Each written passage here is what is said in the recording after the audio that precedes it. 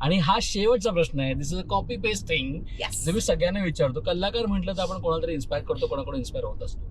जर मी तुम्हाला एक संधी दिली, संध्याकाळी तुम्हाला या सीटवर कोणातरी बसवायचंय आणि निखळ गप्पा मारत ड्रायव्हर जायचंय, त्या व्यक्तीला तुम्ही भेटला असाल नसाल मला माहिती नाही, त्या व्यक्तीसोबत तुम्हाला एकदा तरी काम करायची इच्छा असेल नसेल मला तेही माहिती नाही, पण तुम्हाला एकदा तरी त्यांच्यासोबत ड्रायव्हर जाऊन निखळ गप्पा मारायच्या आहेत, ती व्यक्ती कोण असेल आणि का? आज म्हणशील तर मला रणवीर सिंगशी गप्पा मारायला आवडतील. मला त्याचं धुरंधर मधलं काम प्रचंड आवडलंय. त्याचे म्हणजे मी धुरंधर थिएटरमध्ये पाहिला आणि मी तो नेटफ्लिक्सवर ड्रॉप झाला तेव्हाही बघितला. काही शॉर्ट्स त्यांनी जे दिलेले आहेत ते मला अक्षरशः असे डिकोड करावेसे वाटतात की तू सांगशील का हे तू कसं केलंस. आणि अर्थातच त्याचा जो दिग्दर्शक आहे त्याला 100 काय त्याला 500 मार्क आहेत की त्यांनी दिग्दर्शन केलं म्हणूनच रणवीरनी असं काम केलं. पण तरीही एक ऍक्टर म्हणून तो जेव्हा त्याच्या बहिणीशी बोलतो न्यायालयाच्या बाहेर की तू नीट राहा, ह्याच्याशी लग्न करू नकोस, नाही वागला तर मग तो त्याच्या आईकडे येतो. त्याच्या आईने जे काम केलंय आणि हे फार देवाणघेवाण असते, इतकं अप्रतिम काम केलंय त्याची आई असलेल्या त्या मुलीनी की ती तेव्हा इतकी घायाळ असते आणि ती अशी विद्ध वाटते आपल्याला की ही संपली आहे, हिला काही नकोय आयुष्यात. पण त्याच्यानंतर असहाय्यपणे रडता रडता ती म्हणते तू विसरू नकोस आपण कोण आहोत, आपण या देशासाठी लढणारी कॉम आहोत. तर हे जे क्षण रणवीरनी आपल्याला दाखवलेत पडद्यावर, त्यांनी आतापर्यंत केलेले सिनेमे आणि त्यांनी धुरंधरमध्ये केलेलं काम, मला असं वाटतं की मला तो काही बोलला तरी चालेल, तो नाही बोलला तरी चालेल, त्याला पाहिजे तेव्हा चहा पाहिजे असेल तेव्हा मी गाडी थांबवेन, त्याला कुठं जायचं असेल तिथे मी शोफर म्हणून त्याला पोचवून येईन. पण त्याचं काम बघताना म्हणजे आपण सगळे त्याच्या पिढीत आहोत आता, तर मला ते काम बघायला मिळालं ह्याचा खूप आनंद आहे. आपण सगळे साक्षीदार आहोत त्याच्या ग्रोथचे. एक्झॅक्टली. तर रणवीर डेफिनेटली. क्या बात आहे. खूप खूप धन्यवाद. Thank you so much ma'am. Thank you so much की तुम्ही आज आम्हाला एवढा वेळ दिलात, कलाकारमध्ये आलात. तुम्ही सुपर ड्राईव्ह करता, तुम्हाला सांगायचंच आहे. मस्त ट्रॅफिक मधून रस्ता विस्ता काढत. वा वा, क्या बात आहे. आणि खऱ्या अर्थानं हा प्रवास तुम्हाला नेहमी आनंद देऊ. नेहमी तुम्हाला दुसऱ्या कलाकार, आज एक खरंच सांगतो कलाकाराचं मोठेपण काय असतं. आज त्यांनी संपूर्ण इंटरव्ह्यू दिला, पण त्या इंटरव्ह्यूमध्ये त्यांनी अनेक कलाकारांचे उल्लेख केले ज्यांनी त्यांच्यासमोर काम केलंय. सो हा आनंद तुम्हाला आत्ताच्या कलाकारांसोबत मिळो आणि तो आनंद कधीच मिटू नये तुमच्या आयुष्यात. थँक्यू श्रेयस. मी कधीच विसरणार नाही. एकदा ना आपण एका कार्यक्रमात भेटलो होतो आणि तुला मी भेटले, ती माझी पहिली आठवण माझ्या मनात नक्की अशीच ठळक राहील. तू अशी शाळा होती किंवा छोटं असं सभागृह होतं आणि तू मला अंधश्रद्धा निर्मूलन समितीच्या कामाबद्दल एक प्रतिक्रिया दिली होतीस. तर ही प्रतिक्रिया नसते, ही एक छोटीशी दाद असते की असं काम करत राहा अशी तुझ्याकडनं अपेक्षा आहे. तर ती तुझी माझी ओळखही माझ्या मनात कायम ताजी राहू. आपण तसंच चांगलं काम करायचा प्रयत्न करूया. थँक्यू सो मच फॉर कलाकार ride. Thank you so much ma'am. Thank you so much and be happy always. Thank you. That's pack up.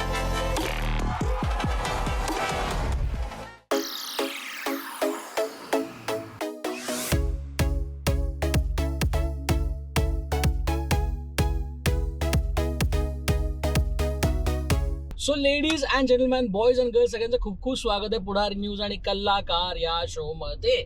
कलाकार या शो मध्ये आज आपल्यासोबत एक कमाल कलावंत आहे. म्हणजे त्यांच्याबद्दल काय सांगू आणि काय नको. त्या खूप भारी अभिनेत्री आहेत. त्या जेव्हा बोलतात तेव्हा असं वाटतं की आपण ऐकत राहू आणि त्यांच्याकडचा एक्सपिरियन्स थोडा जरी आपल्याला मिळाला तर आयुष्य खूप सुंदर आहे. अशा सुंदर आयुष्य करणाऱ्या सोनाली आपल्या स्वतः खूप खूप स्वागत आहे कलाकार मध्ये. Thank you Shreyas. So this show is all about कल्ला आणि कार. सो सगळ्यात पहिल्यांदा गप्पा आहे गाडीच्या आणि ड्रायव्हिंग व्हीलच्या असणार. ओके. सो कधी गाडी हाती आली, ती कुठली गाडी येतात, असंख्य तुमच्या आठवणी प्लीज आम्हाला सांगा. अरे मला अतिशय आवडतं ड्राईव्ह करायला. म्हणजे मला सगळ्या गोष्टी ड्राईव्ह करायला आवडतात.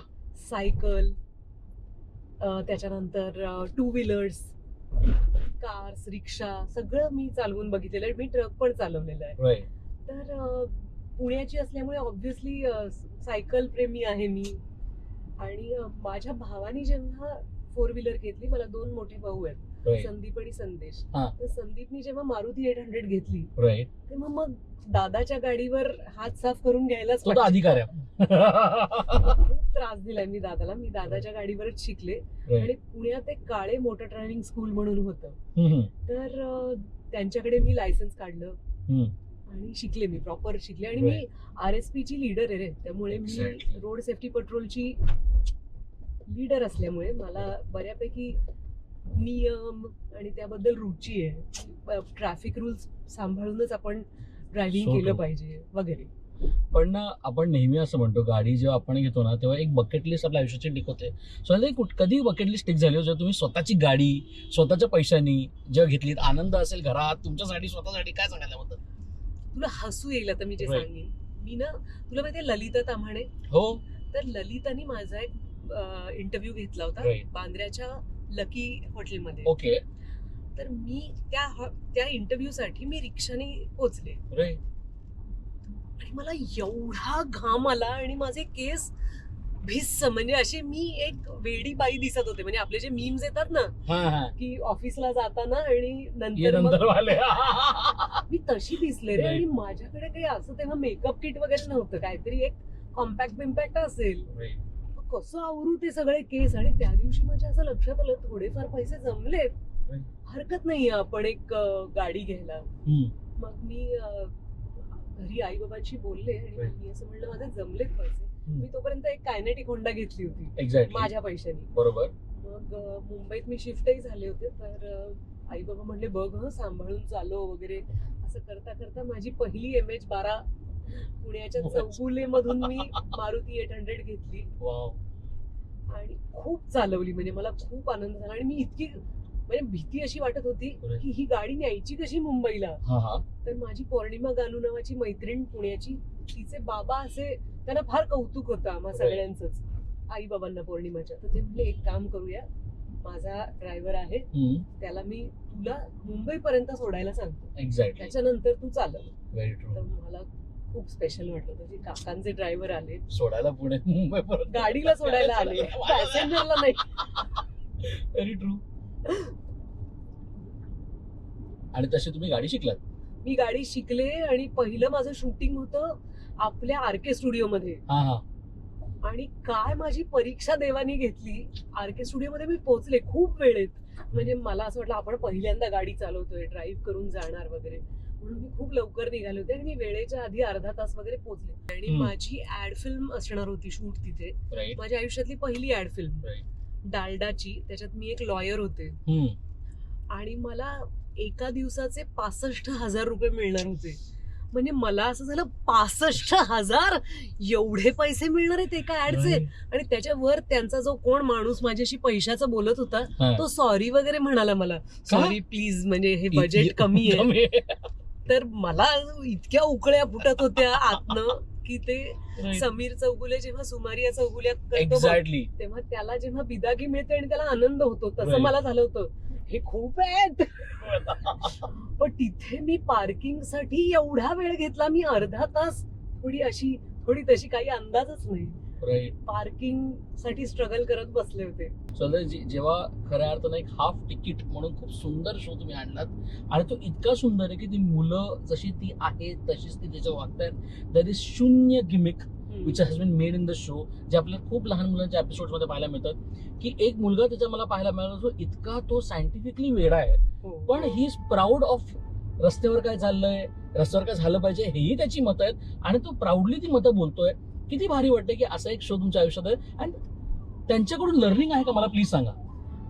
एक तर सगळ्यात आधी थँक्यू सो मच श्रेयस, कारण तू आपल्या या इंटरव्ह्यूच्या निमित्तानं तू माझ्याशी हाफ तिकीट फुल नागरिक बद्दल बोलतोयस. आणि माझ्या आयुष्यात ऍक्टर म्हणून मी खूप स्वप्न पूर्ण केली आहेत. पण माझं स्वतःचं माणूस म्हणून एक स्वप्न होतं की मला छोट्या मुलांसाठी काहीतरी करायचं होतं. 2 वर्षापूर्वी असं क्लिक झालं की आपण पॉडकास्ट का करू नये. वाव. तर मला असं वाटलं की या छोट्या मुलांबद्दल मी काहीच बघितलेलं नाहीये, तर यांच्याशी गप्पा मारूया का. तर त्यातून टीम एकत्र करत गेले माझी सहाय्यिका सायली साळेकर आणि मी, आम्ही दोघींनी यावर खूप काम केलेलं आहे. त्याच्यानंतर माझा मित्र आर्यवर्धन, माझी मैत्रीण प्राची खाडे, आम्ही 4 जण होतो जे पहिल्यांदा असे आयडिया लढवत चार्ज बसलो झालं होतो की हे झालंच पाहिजे, राईट. हे करूया. मग मी कॉन्सेप्ट नोट लिहिली. मी कशा प्रकारे आपण हा पॉडकास्ट घडवू शकतो, कारण असं नुसत्याच गप्पा मारायच्या त्याला काही शेंडा बुडखा नाही, असं नाही होऊ शकत. तर त्यातले मुद्दे काढले, त्याची शीर्षक काय असावं या कार्यक्रमाचं, यावर काम केलं. आणि मग नंतर मला असं वाटलं की माझा उत्साह हा एक मुद्दा झाला, पण हा कार्यक्रम चांगला पोचवण्यासाठी माझ्याबरोबर चांगले डिजिटल पार्टनर्स पाहिजेत. कारण नाहीतर मला अशी आर्ट फिल्म करायला नाही आवडणार आयुष्यात कधीच, जी कोणीच बघितली नाही. फक्त मला आनंद झाला, खूप मस्त, वा वा वा वा, काय शॉट घेतले, असं मला करायचं नव्हतं.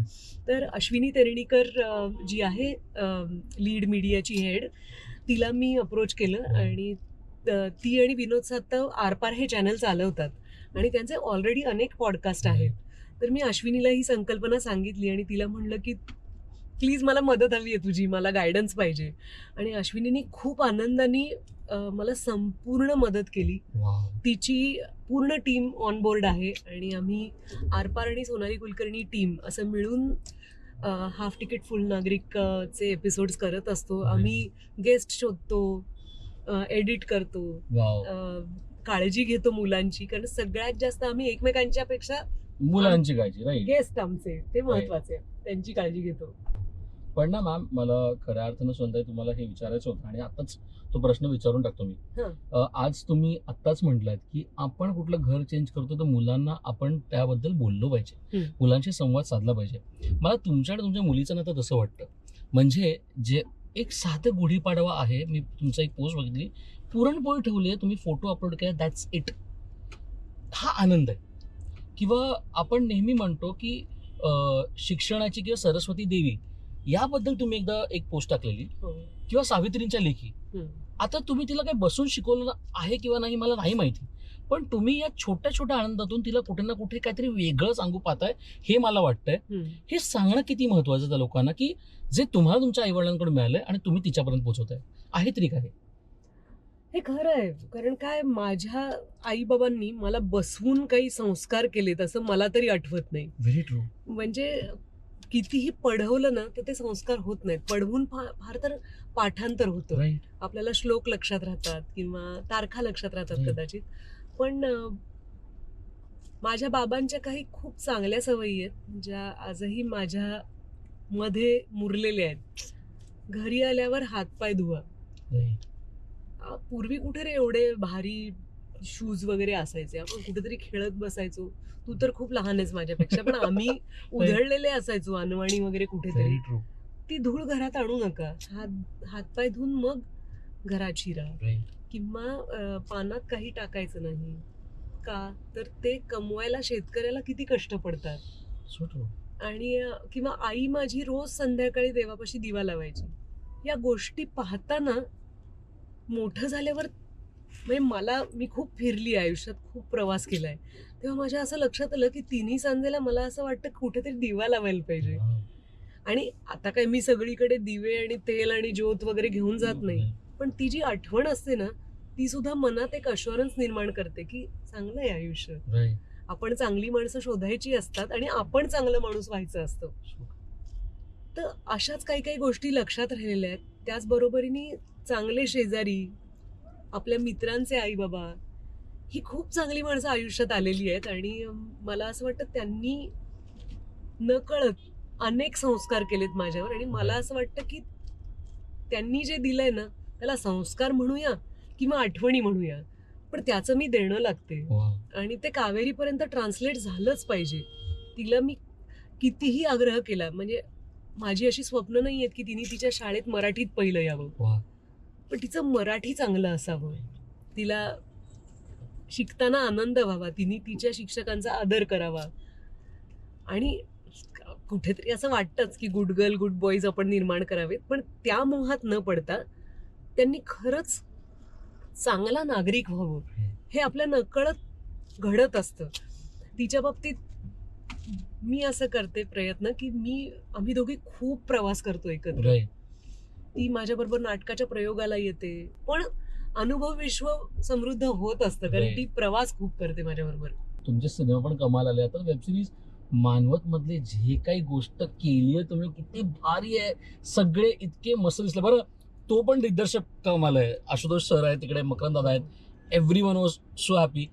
हाऊ हॅपी आर यू की हे वेबसिरीज सुद्धा एक वेगळं माध्यम आणतायत लोकांसमोर. वेगवेगळे कलाकार येतात, वेगळे दिग्दर्शक येतात with their own approach. How happy are you about this? अरे मी एका वेबसिरीज मध्ये काम केलं ज्या सिरीजला 2 दिग्दर्शक होते. राईट. तर मला कळलंच नाही. उप्स नाव आहे त्या सिरीजचं आणि मला काही कळायचंच नाही की असं कसं असणार. थोडेसे एपिसोड्स प्रेम डिरेक्ट करणार, थोडे म्हणजे कुठला दिग्दर्शक आहे कोण आज? करणार? राईट. पण हे त्यांचं कसं ट्युनिंग आहे. मग नंतर मला कळलं की त्यांनी दोघांनी म्युच्युअली ट्रॅक्स डिवाइड केले होते की ऍक्शन सीन्स मी करतो, लव्ह ट्रँगल तू कर. वाव. आणि मस्त रे. म्हणजे आता तू आशिष बेंडेचा उल्लेख केलास मानवतच्या निमित्तानं. आशिषला प्रिसाइजली माहिती होतं त्याला काय शॉट्स पाहिजेत. म्हणजे कधी कधी आपलं असं होतं ना की आता अभिनय करतच बसलो आपण आणि Right. एडिटिंग मध्ये ते दिसलं नाही. आशिषला जेव्हा ती इंटेन्सिटी मिळायची तेव्हा तो म्हणायचा थांबा मला बस. शॉट मिळालेला आहे. वाव. त्याचं क्रिस्टल क्लिअर. अगदी. आणि आपल्याला दिग्दर्शन करताना पण तो ज्या प्रकारे नेमक्या शब्दात सांगायचा, मला असं वाटतं त्यांनी रुक्मिणी घडवली आहे.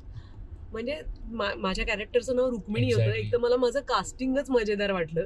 तर रुक्मिणी ही भूमिका मला मिळाली ह्याचाच मला खूप जास्त आनंद झाला. कारण ती तशी खलनायिका आहे आणि परिस्थितीने घडवलेली खलनायिका आहे. पण त्यासाठी आशिष बेंडेनी आणि आदिनाथ कोठारेंनी माझा विचार केला. मला खूप आनंद झाला आणि असं काहीतरी करायला मिळणं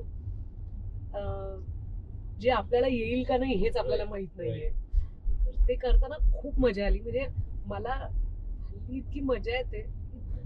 काही काही भूमिका करून झालेल्या असतात, आपल्याला असं वाटतं आपल्याला आता अभिनय यायला लागलाय, पण तरी भीती वाटते रे की माहिती नाही कसं असेल हे कॅरेक्टर. आणि एक कॅरेक्टर म्हणजे फक्त कॅरेक्टरिस्टिक्स, आता मी असं चालते आणि पदर असा घेते असं नसतं.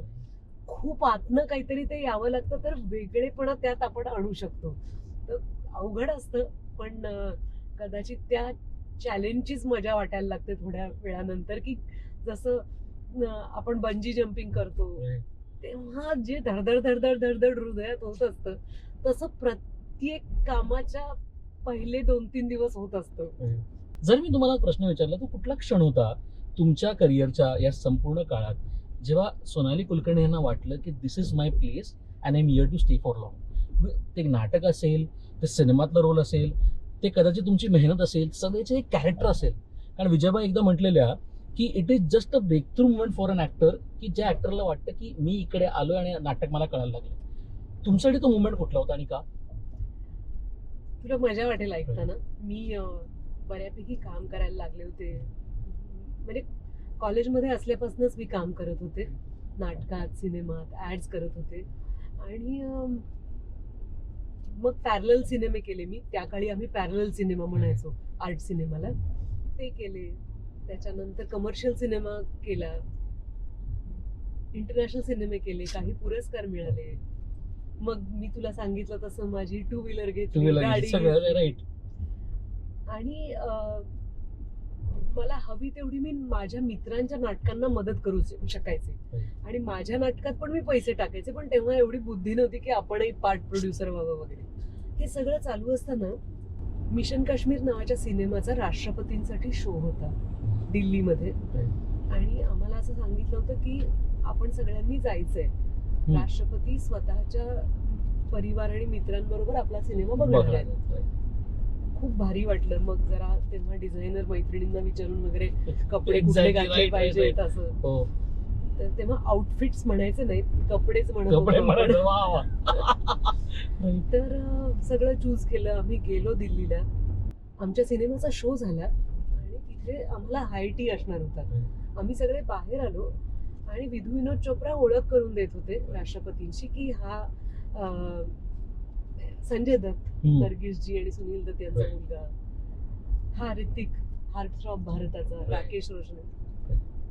आणि माझ्याकडे वळेपर्यंत मी जरा बुजून मागे थांबले होते, कारण ते कप बशी सगळं सांभाळत एवढी मोठी मोठी माणसं. तर राष्ट्रपती मला म्हणाले, आर व्यंकटरामन, ते म्हणले, आर यू रमा? तर मला काही कळलं नाही. मी मागे पाहिलं आणि ते म्हणले, you, I am talking to you, did you play Rama in a film called doctor Ambedkar? तर विनोद चोप्रा तोपर्यंत म्हणाला, no no, she played Nilima Khan, ती संजय दत्तची बायको नव्हती का? तर डॉक्टर बाबासाहेब आंबेडकरांचा उल्लेख ऐकल्यानंतर मी म्हणलं, हो, मीच ती, मी रमा आंबेडकर. ते म्हणले, अगं आम्ही मागच्या महिन्यात तो सिनेमा पाहिला आणि तिथली सगळी फॉर्मॅलिटीज संपली. ते मला जवळ घेऊन त्यांच्या फॅमिलीकडे घेऊन गेले. ते म्हणले, हे बघा कोण आलंय, रमा आलीये, रमा. आणि मी तुला सांगूच शकत नाही, आपल्याला कधी कधी असा सर्वांग शहारा येतो बघ. माझ्या डोक्यातही शहारा आलाय, माझे कान तापले होते आणि मला रडू यायला लागलं की ती भूमिका मला मिळाली. जब्बार पटेलांनी माझ्यावर टाकलेल्या विश्वासामुळे मला रमा आंबेडकर करता आली. डॉक्टर आंबेडकर हा सिनेमा पाहणाऱ्या प्रत्येकाने त्या रमाला लक्षात ठेवलं. आणि आज जर माझ्या देशाचा प्रथम नागरिक, आमचे राष्ट्रपती जर मला ओळखतायत मी केलेल्या कामामुळे, तर मला असं वाटलं की मला जी ओळख मिळतीये माझ्या देशाकडून, त्याला मी जागलं पाहिजे. मला आवडतंय हे काम करायला आणि मी ते करत राहिलं पाहिजे.